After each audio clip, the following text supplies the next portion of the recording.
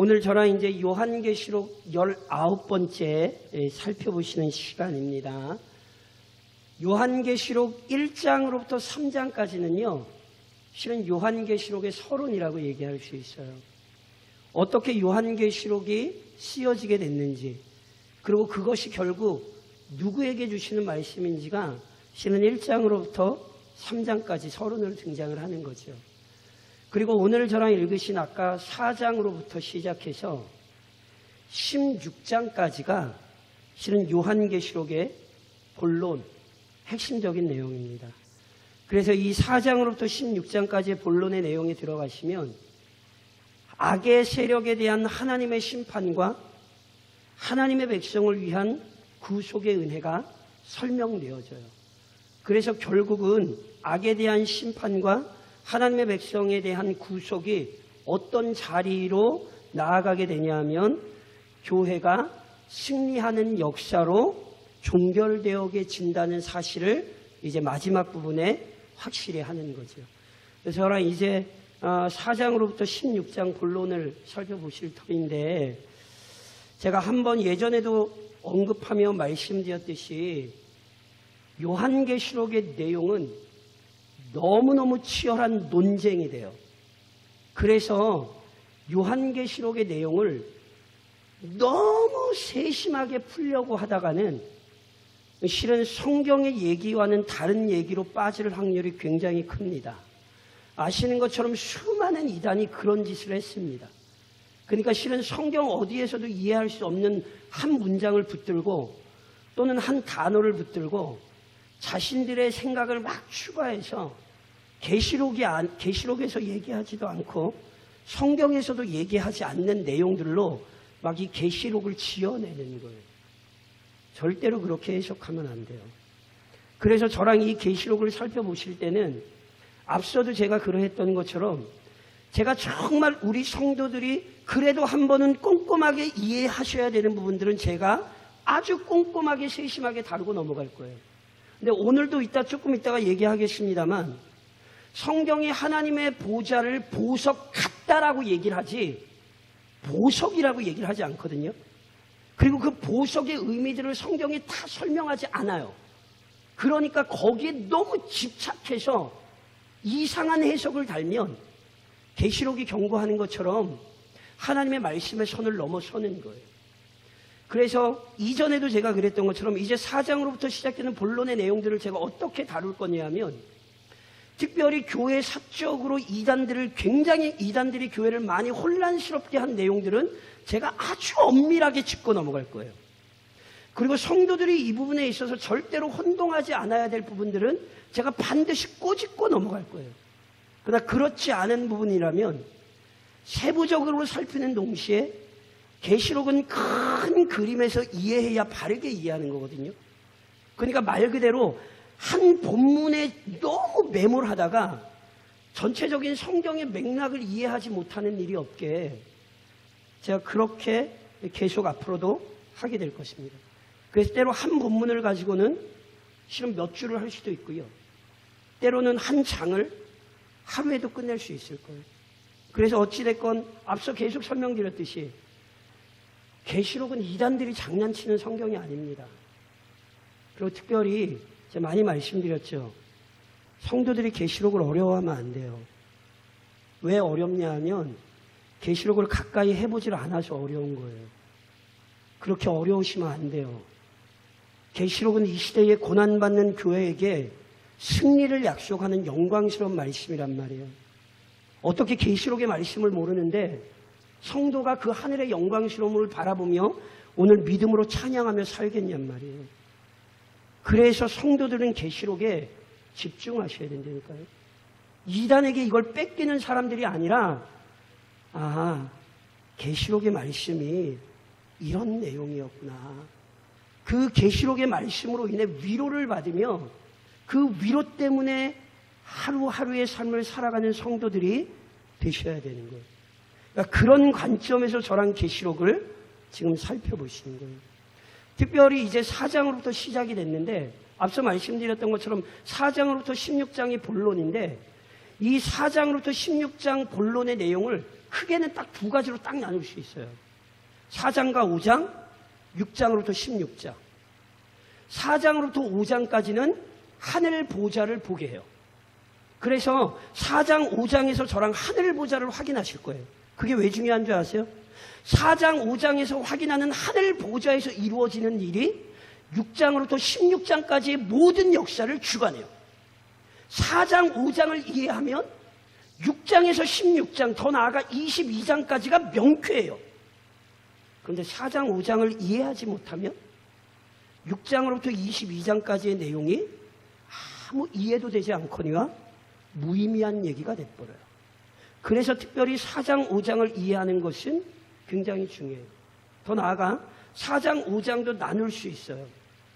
4장은 하늘보좌를 우리에게 설명하되 성부 하나님의 주권이라는 관점에서 설명하고, 5장은 똑같은 그 하늘보좌를 설명하되 성자 그리스도를 중심으로 구속의 역사가 진행된다는 걸 설명하고 있어요.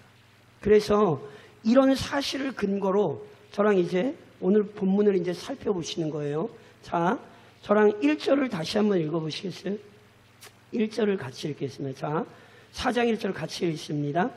2일 후에 내가 보니 하늘에 열린 문이 있는데 내가 들은 바 처음에 내게 말하던 나팔 소리 같은 그 음성이 이르되 이리로 올라오라.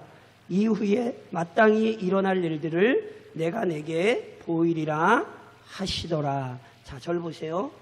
2일 후에는 앞서 저희가 들었던 2장과 3장 교회에게 주신 말씀을 얘기하는 거예요. 그 교회에게 주신 말씀을 들은 후에, 즉 그 교회에 주신 교회가 어떤 것이고 이 세상에 있는 교회의 현실이 어떤 것인지에 대해 말씀을 들은 이후에 이제는 이 교회가 속한 이 세상과 이 세상에서 일어나는 일들에 관해 우리 주님께서 들려주시는 거예요. 물론 이제 여기 이 일 후에라는 표현은 2장, 3장이 끝나자마자 곧장 이어졌다는 시간적인 순서를 의미하지 않고요. 논리적인 순서예요. 그러니까 이 말씀들이 계속 이어지고 있다는 사실을 이해하셔야 된다고요. 다시 설명드리면 교회가 어떤 것이고 교회가 무엇을 해야 되는지를 2장, 3장에서 짤막하게 들었다면 그 사실을 근거로 이제 교회가 속한 이 세상에서 일어나는 일들을 명확히 이해하셔야 된다는 거예요. 그러면서 우선 이렇게 기록하죠. 하늘에 열린 문이 있어요. 자, 하늘에 열린 문이 있다. 또는 하늘이 열렸다는 뜻이에요. 성경에서 하늘이 열렸다는 것은요, 하나님께서 자신을 나타내시며 그분의 능력과 지혜를 드러내시는 사건을 의미해요. 예를 들겠습니다. 야곱이 자기 형 에서를 피해 도망치다 베델에서 잠이 들었어요. 그런데 그때 베델에서 잠이 들었을 때 하늘이 열리죠. 야곱이 하늘이 열린 걸 봐요. 그 하늘 위에 하나님께서 계시고 그 하나님께서 도망치는 야곱에게 나타나 약속의 말씀을 주시죠. 또는 신약 성경에 보니까 예수님께서 세례 요한에게 세례를 받으실 때 하늘이 열렸어요. 하나님의 음성이 들리고 성령이 비둘기같이 우리 그리스도에게 임하셨죠. 이게 다 하늘이 열린다는 게 하나님이 드러나시며 하나님의 뜻이 나타나는 거예요. 사도행전에서 하늘이 열린 것을 스데반이 봤어요. 사도행전 9장에서 사울이 다메섹으로 갈 때에 호련히 하늘로부터 빛이 나타나 하늘이 열린 거예요. 그러니까 다시 한번 말씀드리지만 하늘이 열렸다는 건 하나님께서 그 영광을 드러내실 뿐 아니라 하나님의 뜻이 무엇인가를 나타내시는 아주 중요한 사건, 이걸 소위 저희가 계시 사건이라 이렇게 얘기해요. 하나님께서 그 영광과 그의 말씀을 들려주시는 거예요. 그럼 봐요. 어떤 걸 보여주시고 들려주세요? 내가 들은 바, 사도 요한이 들은 바, 처음에 내게 말하던 나팔 소리 같은 그 음성이 이르되, 처음에 내게 말하던 나팔 소리 같은 음성, 저랑 1장에서 살펴보셨어요. 1장 10절에 보니까 주의 날에 내가 성령에 감동되어 내 뒤에서 나는 나팔 소리 같은 큰 음성을 들으니, 그 나팔 소리 같은 큰 음성이 누구의 음성이었어요? 우리 주님의 음성이었죠. 나팔 소리 같다는 건 이미 구약 출애굽기에서 설명을 드렸죠. 하나님께서 시내산에 강림하실 때 나팔 소리 같은 소리가, 큰 소리가 들렸죠. 그래서 다시 한번 말씀드리지만 상징이에요. 진짜 나팔 소리를 생각하시면 안 되고 하나님의 영광이 드러나는 것이고 예수님의 영광의 음성이 들리는 거예요. 그런데 그렇게 예수님의 영광의 음성이 들리며 사도 요한에게 뭐라고 말씀하시냐면 이리로 올라오라. 이후에 마땅히 일어날 일들을 내가 내게 보이리라 하시더라. 자, 그리스도께서 요한에게 뭐라고 말씀하셨냐면 이리로 올라오라. 그러면 올라가야 돼요? 내려가야 돼요? 자, 그러면 올라가야 돼요? 내려가야 돼요? 이리로 올라오라 그랬으니까 올라가야 돼요? 내려가야 돼요? 여기 올라간다는 의미를 잘 기억하세요.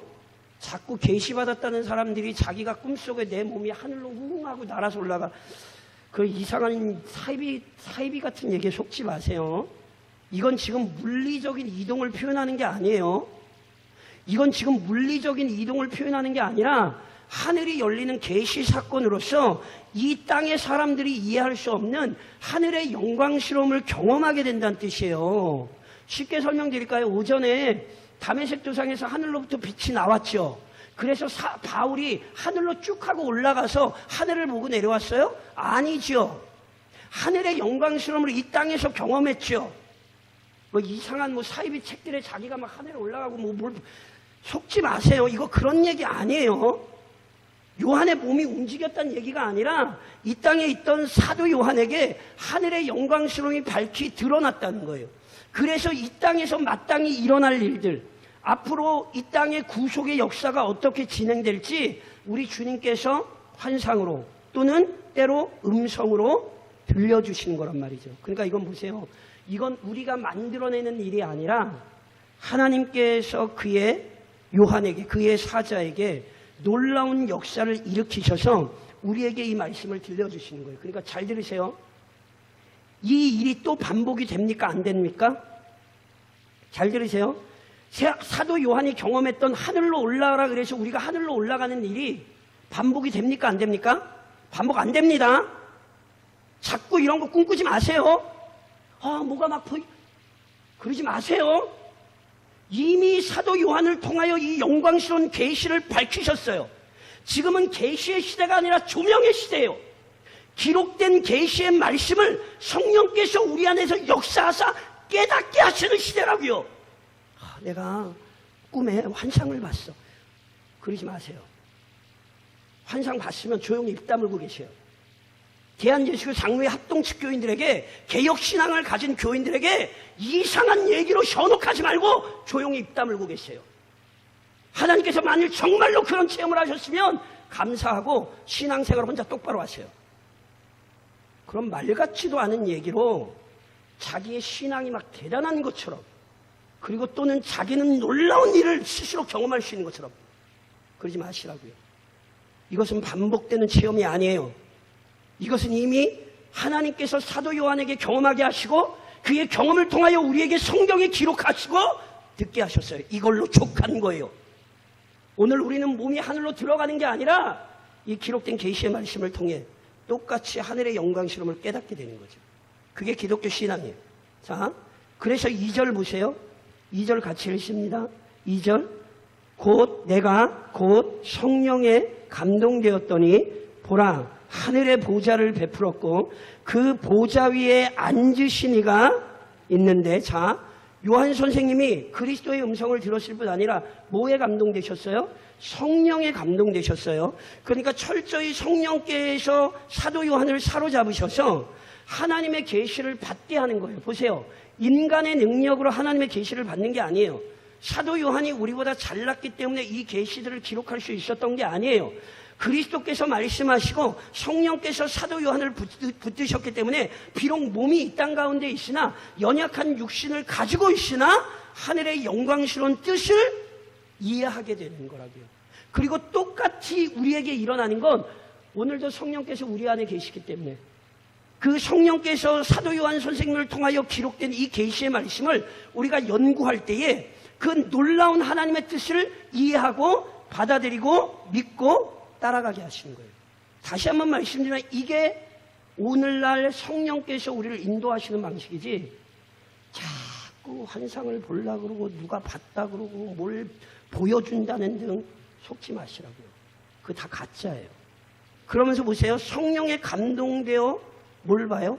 하늘에 보좌를 베풀었죠. 보좌 위에 앉으신 이가 있어요. 이건 상징입니다. 제 눈이 말씀드린 것처럼 하나님은 영이십니다. 아멘? 그럼 우리 눈에 보입니까? 안 보입니까? 하나님을 볼 생각도 하지 마세요. 하나님이 분명히 모세에게 뭐라고 말씀하셨어요? 나를 보는 자마다 뭐 한다고요? 그렇죠? 죽고 싶으세요? 이건 죽는 문제가 아니에요. 성경이 명확히 기록하여 우리에게 준 말씀을 거부하는 거예요. 하나님께서 그렇게 말씀을 하셨는데, 아니 지가 뭔데 하나님을 봐요? 아니 하나님이 그렇게 말씀을 하셨는데 도대체 지가 뭔데 하나님을 보냐고요. 이거 심각한 신성모독입니다. 하나님께서 하신 말씀을 완전히 뒤집고 지가 뭔데 하나님을 지가 본대요. 이런 신성모독이 어디 있어요? 하나님은 영이세요.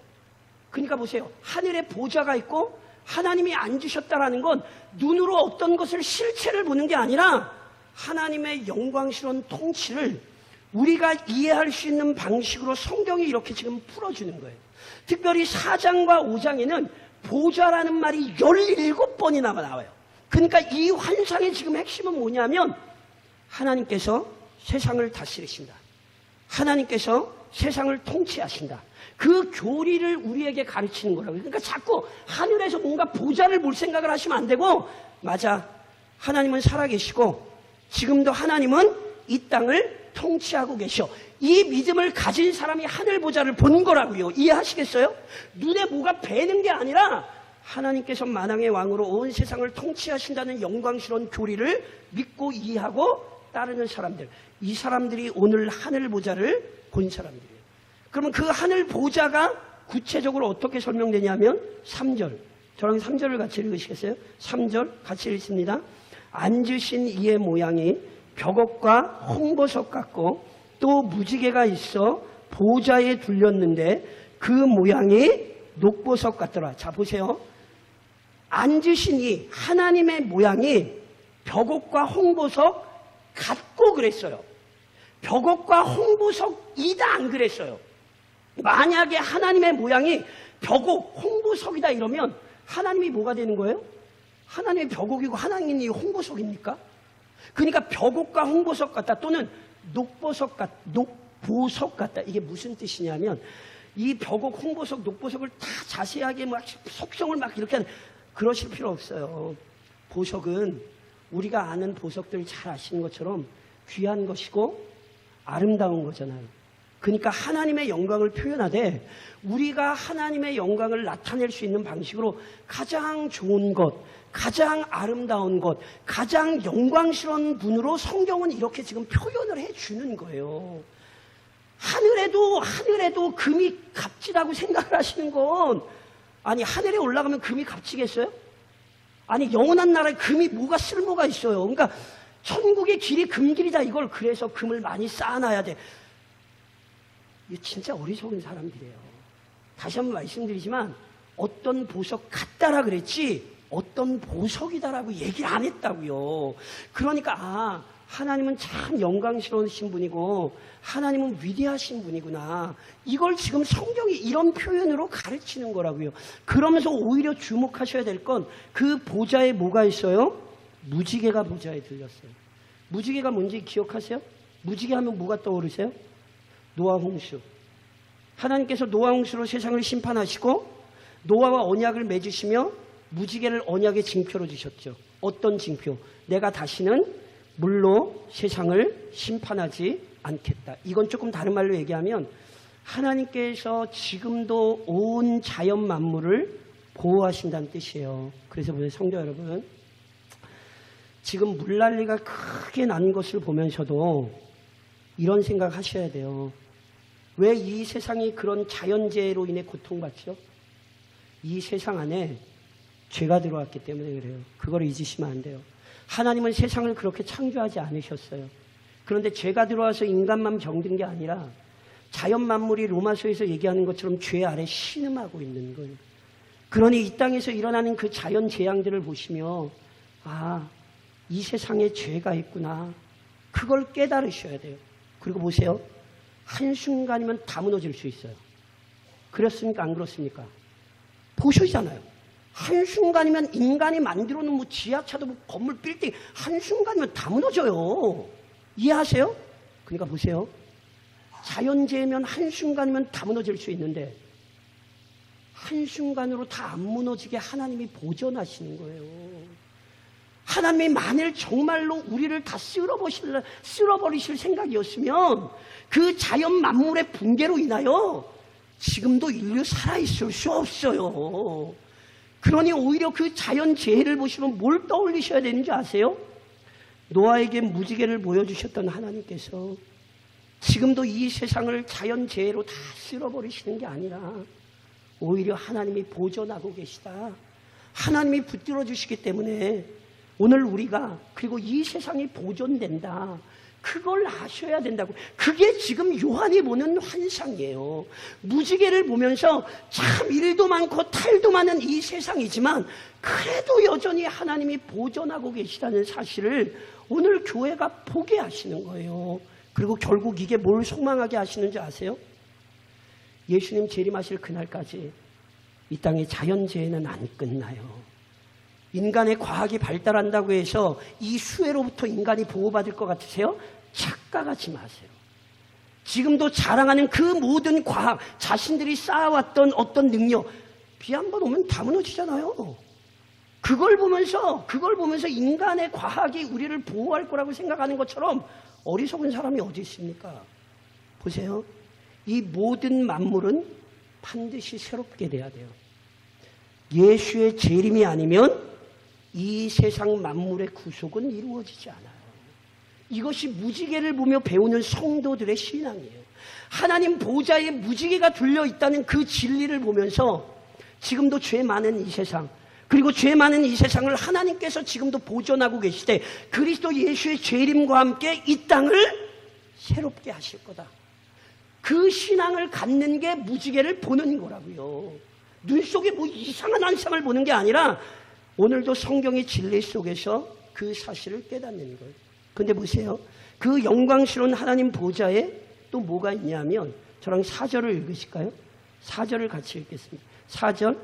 또 보좌에 둘려 24보좌들이 있고 그 보좌들 위에 24장로들이 흰옷을 입고 머리에 금관을 쓰고 앉았더라. 자 보세요.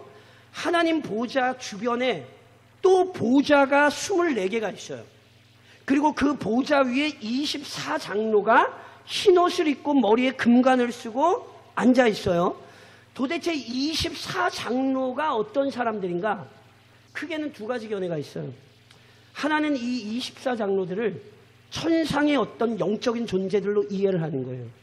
왜냐하면 이제 저랑 살펴보시겠습니다만 4장 10절에도 나와 있고 5장에도 나와 있고 이 24장로들이 하는 사역이 뭐냐면 소위 얘기하면 그 편하게 말씀드리면 제사장적 사역이라고 얘기할 수 있어요. 그래서 하나님 앞에서 찬양하고 영광 돌려요. 근데 단순히 하나님 앞에서 찬양하고 영광 돌리는 것만이 아니라 5장에 가시면 저랑 이제 살펴보시겠습니다만 성도들의 기도를 제사장들이 받아서 하나님께 드려요. 그래서 일부 학자들은 이건 성도들과 같은 존재일 수가 없다. 왜냐하면 성도들의 기도를 받아 그걸 하나님 앞에 드리는 중보자적인 역할을 감당하거든요. 그래서 이 24장로를 우리와 같은 성도들로 보지 않고 말씀드렸듯이 천상의 존재들, 우리가 이해할 수 없는 어떤 천상의 천사들로 보는 견해가 있어요. 반면에 또 다른 견해는 24장로를 성도들을 대표하는 것으로 보는 거예요. 그래서 보세요. 12 합쳐서 24예요. 12 구약의 12지파, 신약의 12사도. 이래서 24가 곧 하나님의 백성 전체를 상징하는 거거든요. 저랑 3장 21절을 한번 보시겠어요? 자, 이것을 그렇게 교회를 대표하는 이유로 볼 수 있는 건, 자, 3장 21절. 저번에 라오디게아 교회 하면서 저랑 살펴보셨어요. 자, 3장 21절 같이 읽겠습니다. 이기는 그에게는 내가 내 보좌에 함께 앉게 하여 주기를, 내가 이기고 아버지 보좌에 함께 앉은 것과 같이 하리라. 자, 보세요. 예수님께서 이기는 자, 믿음으로 인내한 성도들에게 뭘 약속하셨어요? 보좌를 약속하셨죠. 하나님 보좌 옆에 보좌가 있고, 그 보좌를 누구를 위해 준비하셨다고요? 성도들을 위해 준비하셨다. 아니, 라오디게 교회에 이렇게 약속하셨잖아요. 그러니까 보세요. 24장로가 어디 앉아 있어요? 하나님 보좌 주변에 둘러 앉아 있잖아요. 그러니까 실은 약속된 말씀이 이루어진 거예요. 게다가 흰옷을 입고 있잖아요. 앞서도 저랑 살펴보셨어요. 이기는 자에게는 이와 같이 흰옷을 입을 것이요. 지난 시간에 라오디게아 교회 하면서도 흰옷이 나왔죠. 흰옷이 그리스도의 의로움이기도 하지만 성도들의 의로운 행실이기도 하고, 그 흰옷을 입는다는 건 그리스도의 의로움 안에서의 영광스러움을 상징하는 거거든요. 그러니까 보세요. 24장로들이 흰옷을 입고 있잖아요. 그리고 나중에 가면 나오는데 머리에 금관도 쓰고 있어요. 하나님께서 그의 성도들의 머리에 금관을 허락하시거든요. 그러니까 이런 의미에서 이 24장로들을 교회의 대표, 하나님의 백성들을 나타내는 것으로 보는 견해가 있어요. 어떤 것이 맞는가?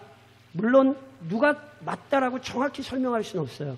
저는 교회를 상징하는 것으로 보는 견해를 가지고 있어요. 그래서 앞으로 제가 이 요한계시록을 해설할 때 그 견해를 따라 제가 성도들에게 설명을 할 거예요. 물론 필요하다면 천상의 존재라는 것으로 제가 덧붙여서 설명을 할 거예요. 그러나 앞서도 제가 설명드렸듯이 24장로는 구약과 신약의 교회를 상징하는 것으로 보는 것이 합당해 보여요. 결국 보세요. 하나님의 보좌, 그 보좌의 영광스러움에 누가 동참해요? 우리가 동참할 거예요. 그것을 잊지 마시라고요. 5절까지만 한번 저랑 좀 같이 읽으실까요? 제가 하나만 설명하겠습니다. 5절 같이 읽겠습니다. 보좌로부터 번개와 음성과 우레소리가 나고 보좌 앞에 켠 등불 7이 있으니 이는 하나님의 7 영이라. 자, 그 하나님의 보좌로부터 번개와 음성과 우레소리, 저번에 다시 한번 설명드렸어요. 출애굽기에 보면 하나님께서 시내산에 강림하셨을 때 번개, 음성, 우레소리, 많은 물소리, 아까 나왔던 나팔과 같은 음성, 다시 한번 말씀드려요. 이게 들리는 소리에, 귀에 들리는 단순히 어떤 소리로 이해를 하시면 안 되고 하나님의 영광을 이렇게 상징하는 거예요. 게다가 그 하나님의 영광 앞에 7 등불이 있죠. 그 7 등불이 뭐예요? 하나님의 7 영이에요. 7의 상징적인 의미를 설명드렸죠. 완전해요. 그러니까 7 영이란 7개의 영, 이런 의미 아니라고요. 누구를 상징하는 거라고요? 성령, 완전하신 성령을 7 등불, 7 영, 이렇게 표현하는 거예요. 그러니까 보세요.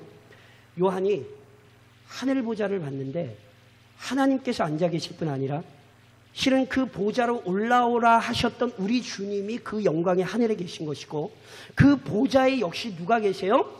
성령 하나님께서 계신 거예요. 그러니까 삼위 하나님께서 계신 영광스러운 하늘을 요한이 보고 있는 거예요. 그래서 보세요. 오늘 저랑 이렇게 하나만 좀 적용을 좀 할까요? 저를 좀 한번 따라 하시겠어요? 보게 하소서. 뭐라고요? 뭘 보실래요? 자, 제 얘기를 잘 들으셔야 돼요. 보게 하소서라는 기도가 눈으로 뭘 본다는 뜻이 아니에요. 앞서도 설명드렸듯이 사도 요한 선생님에게 보이셨던 그 환상을 오늘 성경에 기록하여 남기심으로 우리는 뭐 하는 거냐면 성령의 조명하심으로 이 모든 오묘한 진리들을 깨닫고 이해하고 확신하는 거예요. 그래서 보세요. 아까 열린 문을 보았다 그랬잖아요. 이게 우리말로는 열린 문 이렇게 되어 있는데 이걸 조금 더 정확히 말씀드리면 열려져 있는 문이에요. 그러니까 다시 설명드리면 요한이 봤을 때 열린 게 아니에요. 요한이 봤을 때 열린 게 아니라 이미 열려져 있고 열려져 있는 걸 요한이 본 거예요. 이해하시겠어요? 이게 왜 중요하죠? 하늘은 항상 열려져 있습니다. 다시 말씀드리면 하나님은 언제나 하늘 보좌에서 이 세상을 통치하고 계세요. 그런데 인간의 눈이 영적으로 가려져서 그게 안 보이는 거라고요. 놀라운 은혜가 임할 때 하나님의 보좌가 하늘에 있고 그 삼위 하나님께서 통치하신다는 사실을 언제나 이해하는 삶을 사는 거예요. 이게 아무에게나 열리지 않아요. 제가 오전에 말씀드렸죠. 다메섹으로 행하던 길에 사울만이 아니라 사울의 일행들이 있었어요. 그런데 하늘이 열리고 그리스도께서 말씀하시는 걸 들은 사람은 사울 외에는 없어요. 하늘에 열려져 있는 것을 경험한 자는 사울밖에 없었다고요. 다른 사람들은 무슨 일인가 했지만 그 일을 경험하지 못했다니까요. 오늘도 마찬가지예요. 하늘은 언제나 열려져 있어요. 그래서 그 열려진 하늘을 인식하며 살아가는 성도가 있고, 성도라고 말은 하는데 그 열려진 하늘에 대한 이해가 없는 사람들도 있고요. 그 하늘 자체를 아예 모르는 사람들도 있는 거예요. 그래서 기도하셔야 돼요. 하나님 우리에게 보게 해달라고. 그 열려진 하늘이 언제나 인식되고, 그래서 하나님 보좌로부터 시작되는 그 위대한 구속의 역사를 이해하고 오늘 이 땅을 살아가는 사람들이 되게 해달라고. 앞서도 말씀드렸던 것처럼 누군가는 수재 때문에 자연현상에 난리 난 거 외에는 몰라요. 그런데 열려진 하늘을 항상 보는 사람들은 이 땅에 죄가 있고, 그럼에도 불구하고 하나님께서 이 땅을 보호하고 계시고, 결국은 예수 그리스도의 재림과 함께 이 땅이 새롭게 될 날을 기대하며 그 열려진 하늘을 인식하며 사는 사람들이 있는 거라고요. 그러니 이번 한 주간도 그 열려진 하늘을 보게 해달라고, 하나님의 통치를 확신하고 그 믿음 안에 살아가는 성도가 되게 해달라고 기도하셔야 되고요. 그래서 반드시 이번 한 주간도 열려진 하늘 아래 살아가는 성도다운 삶을 살아가시기를 지금도 하늘을 열고 이 땅에 자기 뜻을 펼치고 계시는 삼위 하나님의 이름으로 권면드립니다.